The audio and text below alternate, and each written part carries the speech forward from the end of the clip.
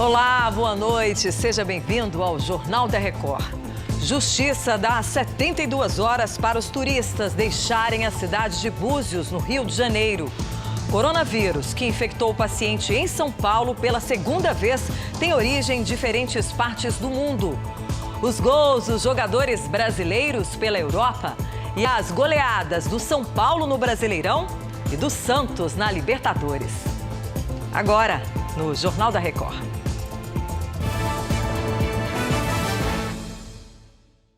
Oferecimento Bradesco. Em 2021, volte a brilhar.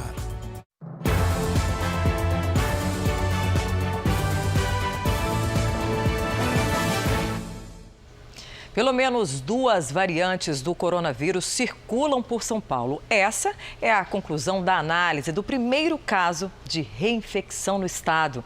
A Giovana Rizardo vai explicar para a gente que coisa, hein, Giovana? Boa noite para você. Boa noite, Patrícia. Boa noite a todos. São linhagens do vírus de diferentes partes do mundo. Os pesquisadores descobriram que a paciente pegou um vírus que circula só no Brasil e, em outro momento, pegou outro vírus que circula em vários pontos do planeta, nos Estados Unidos, no Reino Unido, na Austrália, no Chile e aqui no país. Esses vírus, eles são parentes, mas não são iguais. A conclusão veio a partir do sequenciamento genético das 2 amostras, que é uma investigação sobre a origem do vírus. A paciente é uma mulher de 41 anos que mora em Fernandópolis, no interior paulista. O primeiro diagnóstico positivo veio em junho e o segundo veio no mês passado. Patrícia. Obrigada, Giovana. A Agência Nacional de Vigilância Sanitária informou que a farmacêutica Pfizer enviou os testes da fase 3 da vacina contra a Covid-19. O Matheus Escavazini tem os detalhes ao vivo de Brasília. Boa noite, Matheus. Boa noite, Patrícia. Apesar de ser o resultado da última fase de testes, o procedimento não significa o pedido de registro da vacina. A farmacêutica enviou os dados dentro do sistema de submissão contínua para acelerar o processo antes do registro definitivo. Sem esse sistema, as fabricantes precisariam reunir os documentos e enviar quando tudo estivesse pronto. Agora a Anvisa analisa os documentos da vacina que, segundo a fabricante, tem 95% de eficácia. O governo federal negocia a compra de 70 milhões de doses. A Pfizer foi a segunda fabricante a entregar os resultados da fase 3 de testes à Anvisa. A primeira foi a AstraZeneca, do Reino Unido. Patrícia. Obrigada, Matheus.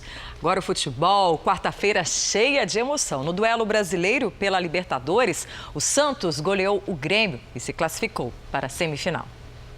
O primeiro gol saiu logo aos 11 segundos de jogo. Jean-Pierre errou o recuo. Caio Jorge roubou a bola de David Braz e fez 1-0. O Santos ampliou aos 15 minutos. Lucas Braga fez a jogada e cruzou para Marinho ampliar. No segundo tempo, Caio Jorge fez mais um. Ele acertou o travessão, mas a bola pegou o efeito e entrou. O Grêmio diminuiu com Tassiano após cruzamento de Ferreira. Mas o Santos fez mais um. Laércio, de cabeça. Final, Santos 4, Grêmio 1. O time paulista vai enfrentar Boca Juniors ou Racing na semifinal. E na Copa Sul-Americana, o Bahia foi até a Argentina enfrentar o Defensa e Justiça. A equipe brasileira perdeu o primeiro jogo em Salvador e entrou em campo precisando da vitória que não veio. Veja só como foi. O único gol da partida foi marcado por Brian Romero. Após receber passe de Walter Bou, o atacante da equipe argentina tocou na saída do goleiro Douglas. Final, Defensa e Justiça 1, Bahia eliminado da competição 0. Na Europa, Cristiano Ronaldo perdeu um pênalti no empate da Juventus e Messi passou em branco na vitória do Barcelona. Já na Inglaterra, os brasileiros marcaram em 3 jogos. Um dos gols decidiu o duelo entre os líderes. Liverpool e Tottenham começaram a rodada empatados. E o time da casa saiu na frente. O egípcio Salah aproveitou a sobra e fez 1-0 Liverpool. O Tottenham empatou com o coreano Son, que chutou no canto. Salah e Son dividem a artilharia da Premier League com 11 gols cada. Quando parecia que o jogo ia terminar empatado, brilhou a estrela de Roberto Firmino. O brasileiro acertou a cabeçada no ângulo e deixou o Liverpool isolado em primeiro. O Everton, que também é de Liverpool, surpreendeu o Leicester com a ajuda de outro brasileiro. Richarlison abriu o placar de fora da área. No segundo tempo, Holgate aproveitou o rebote e ampliou. Leicester 0, Everton 2. O outro gol brasileiro saiu na vitória do Leeds United sobre o Newcastle. Rodrigo Moreno, de cabeça, virou o jogo para o Leeds quando estava 1-1. Jack Harrison fechou a goleada. Leeds 5, Newcastle 2. No Campeonato Espanhol, o Barcelona recebeu um dos líderes, o Real Sociedad, que saiu na frente com o brasileiro William José. O Barça empatou logo depois. Belo chute de Jordi Alba. A virada veio ainda no primeiro tempo com De Jong. A arbitragem chegou a marcar impedimento, mas o VAR confirmou o gol. E no campeonato italiano, Juventus e Atalanta ficaram no empate. Chiesa fez 1-0 para a Juve. E Freuler igualou para a Atalanta no segundo tempo. Cristiano Ronaldo ainda perdeu um pênalti. 1-1, ruim para as duas equipes. E daqui a pouquinho tem os gols da noite pelo Campeonato Brasileiro. Olha, o governo de Minas anunciou que metade do estado vai estar na chamada Onda Vermelha na semana do Natal. Significa que só os serviços essenciais vão funcionar. Assunto para Virgínia Nalon. Boa noite, Virgínia. Oi, Patrícia, boa noite para você. O cenário de pandemia exige cautela extra durante as celebrações de Natal. É que na última semana o estado registrou um aumento de 6,4% no número de casos. A Secretaria Estadual de Saúde acredita que houve um relaxamento por parte da população. Para este momento, a orientação é evitar aglomerações e intensificar as práticas de higienização. E a Universidade Federal de Minas Gerais colocou à disposição da capital 15 ultrafreezers. O equipamento é capaz de armazenar as vacinas em temperaturas inferiores a 70 graus negativos. Patrícia. Obrigada, Virgínia. A Justiça do Rio determinou que os turistas deixem a cidade de Búzios, na região dos Lagos, em até 72 horas. O Leonardo Ack tem os detalhes. E agora, hein, Leonardo, quem tem reserva na cidade fica como? Boa noite para você.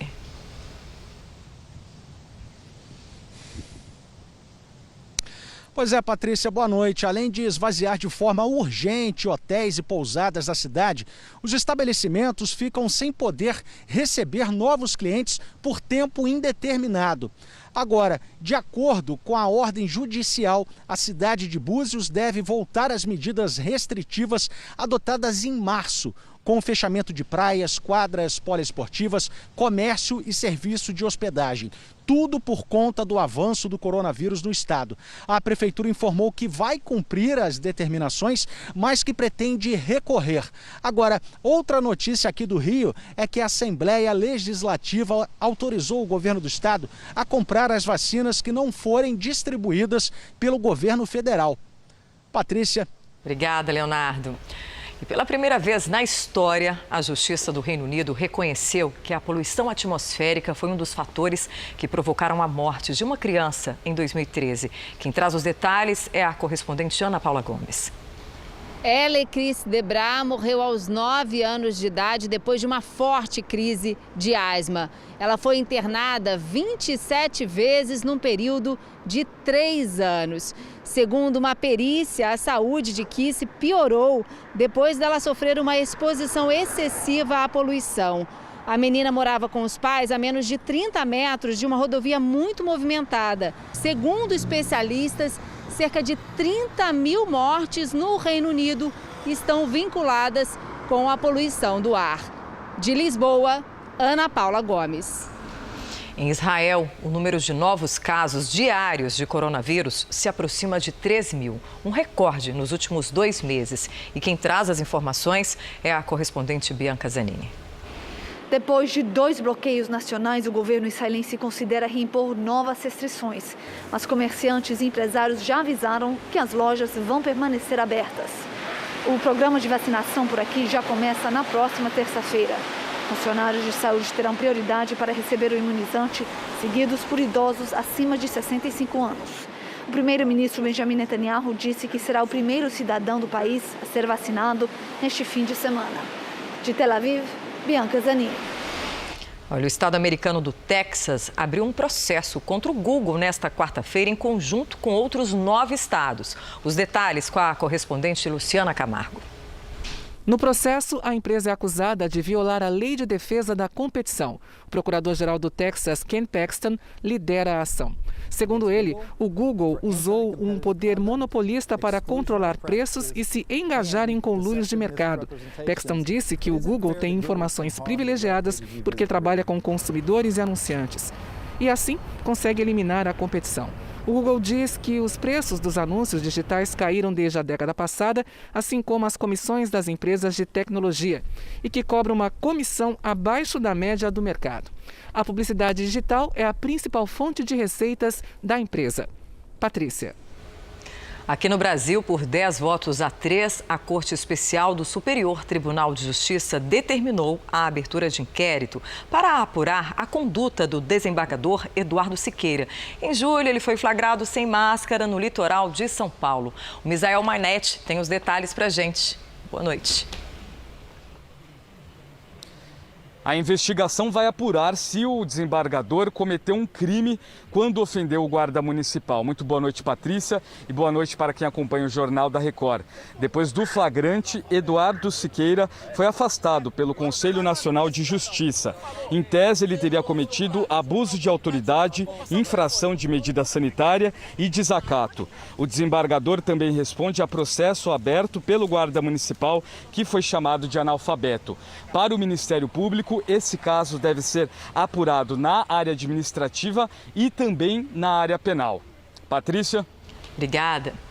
A desoneração da folha de pagamento de 17 setores da economia é uma medida que interessa a mais de 6 milhões de trabalhadores brasileiros.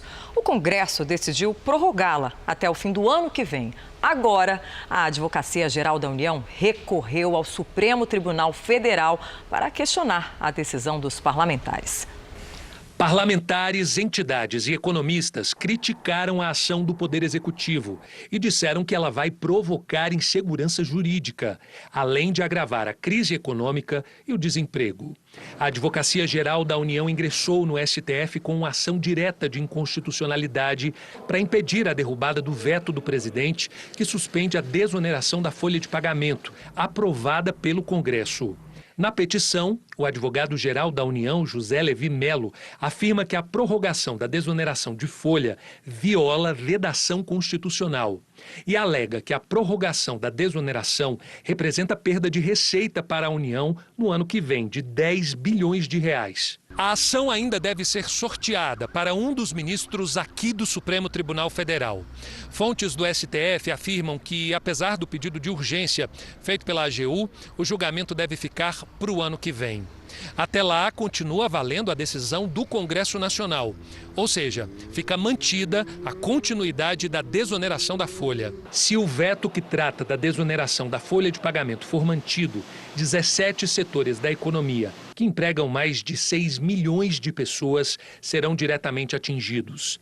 Dados da Associação Brasileira das Empresas de Tecnologia da Informação e Comunicação apontam que, se a desoneração da folha não for mantida, só nesse setor, 97 mil postos de trabalho serão eliminados até 2025. A desoneração da folha permite que as empresas substituam a contribuição previdenciária de 20% sobre os salários por uma alíquota entre 1% e 4,5% sobre a receita bruta. Essa prorrogação, que deve valer até o fim do ano que vem, foi aprovada pelo Congresso em junho deste ano, mas o presidente Jair Bolsonaro vetou o texto. No mês passado, Câmara e Senado derrubaram o veto e, com isso, a prorrogação seguiu para a promulgação. Parlamentares não aprovam a tentativa do governo de ir à Justiça para modificar uma decisão do Congresso Nacional. Ao votar a desoneração e depois, ao derrubar o veto da desoneração imposto pelo presidente, por 2 vezes o Congresso Nacional disse: tem que ter a desoneração para esses setores em 2021. O que eu espero é que o Supremo Tribunal Federal não dê guarida a essa iniciativa que apenas vai dar insegurança jurídica em 2021. o ano de sair da crise sanitária e sair da crise econômica e o ano de se acabar, diminuir o desemprego que graça nesse país. Para este economista, o fato de o governo não aceitar a continuação da desoneração é mais uma questão política do que técnica. Claro que isso é sempre utilizado com fins mais ou menos políticos, dependendo das circunstâncias. Porque quando a gente não quer conceder um benefício, basta alegar que há dificuldades de caixa ou então a falta de indicação de fonte de recursos correspondentes. Por exemplo, há poucos dias atrás, quando se eliminou a incidência tributária sobre a importação de armas, quando se baixou a medida, o executivo baixou a medida, ninguém cogitou de haver uma perda de arrecadação ou não e de quanto seria essa perda. Essa jurista explica que os questionamentos apresentados pelo governo são infundados e inconsistentes. A medida foi aprovada no Congresso Nacional justamente para preservar empregos e preservar a renda de 17 setores que são diretamente afetados com essa medida de desoneração. Nós temos também aqui uma série de medidas que já foram adotadas pelo próprio governo para fazer frente a essa nova prorrogação. De modo que nós não temos nenhuma inconsistência naquilo que foi aprovado pelo Congresso Nacional. O coordenador jurídico da Frente Parlamentar em Defesa do Setor de Serviços explica que, diferentemente do que o governo alega, a manutenção da desoneração de folha não representa renúncia de receita. É uma medida, sobretudo, para dar fôlego ao setor de serviços, que é intensivo em mão de obra e fundamental para a economia, de modo que a medida ela vem no momento de necessidade de se dar fôlego econômico e, sobretudo, de assegurar a manutenção de empregos e que o governo possa superar essa recessão e dar passos para a retomada econômica. Entendemos que o papel do Congresso Nacional nesse momento é não só ter a preocupação fiscal, mas sim a preocupação com as pessoas, com o nosso povo, com a nossa população, que precisa ter a manutenção dos seus empregos diante dessa grave crise econômica que o nosso país enfrenta. Bom, a Advocacia Geral da União informou que vai se manifestar apenas no processo. Vamos agora ao comentário de Augusto Nunes. Boa noite. Boa noite, Patrícia. Boa noite a você que nos acompanha. Não tenho compromisso com o erro, ensinou o presidente Juscelino Kubitschek. Como essa frase deve orientar o comportamento de todo jornalista, eu corrijo sem constrangimento o equívoco cometido num dos comentários que fiz na segunda-feira aqui na Record TV. O Departamento Estadual de Execuções Criminais, o DECRIM, não é subordinado ao Poder Executivo. É um órgão ligado ao Poder Judiciário. Portanto, o governador João Dória, a quem peço desculpas, não tem nada a ver com o saidão Covid, que vai liberar centenas de bandidos para comemorarem em casa o Natal e o Ano Novo. Isso foi coisa do Judiciário. Comportar-se corretamente na cadeia deveria ser parte da pena. No Brasil, entretanto, bom comportamento garante solturas periódicas que frequentemente provocam situações inverossímeis. A notória Suzane Richthofen, por exemplo, foi solta mais de uma vez no Dia dos Pais e no Dia das Mães. Como ela mandou matar o pai e a mãe, foi divertir-se na casa do namorado. Desta vez, só os beneficiários do saidão poderão desfrutar do que é proibido para gente honesta. Isso porque o governo estadual transformou em crime a realização de festas de Natal ou Réveillon, públicas ou privadas. Só quem tem prontuário poderá ignorar o castigo imposto aos milhões de brasileiros condenados a suportar meses a fio um tipo de prisão domiciliar cujo codinome é isolamento social.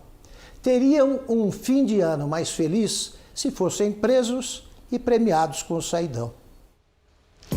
A seguir, São Paulo goleia o Atlético Mineiro e abre vantagem na liderança do Brasileirão. Em Goiânia, o Atlético vence o Fluminense em casa.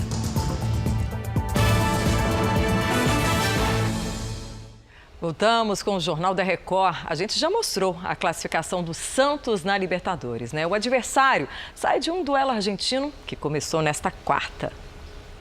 O Racing recebeu o Boca Juniors e se deu bem. O chileno Mena, que já jogou por Santos e São Paulo, cruzou para Melgarreiro fazer o único gol da partida. Os dois times voltam a se enfrentar na próxima quarta-feira. Já o Campeonato Brasileiro teve 2 jogos antecipados. O Atlético Goianiense venceu o Fluminense e o São Paulo levou a melhor no jogo entre os 2 primeiros da tabela. No Morumbi, São Paulo e Atlético Mineiro. Tietê tocou para Igor Gomes, que puxou a marcação e chutou cruzado. O São Paulo ampliou no segundo tempo. Cruzamento de Vitor Bueno e Gabriel Sara desviou para a rede. No finalzinho, Toró recebeu na esquerda, cortou para o meio e bateu forte. Final, São Paulo 3, Atlético 0. O tricolor abre 7 pontos de vantagem na liderança. Em Goiânia, o outro Atlético se deu bem. O Wellington Rato fez 1-0 contra o Fluminense. No segundo tempo, a bola bateu na mão de Nenê e o VAR apontou o pênalti. O goleiro Jean bateu e fez o segundo do Atlético Goianiense. O Fluminense diminuiu nos acréscimos. Luca cruzou e Felipe Cardoso fez de cabeça. Final, Atlético Goianiense 2, Fluminense 1. E essa edição do Jornal da Record termina aqui. Outras informações no Fala Brasil, às 8h30 da manhã. Boa noite para você.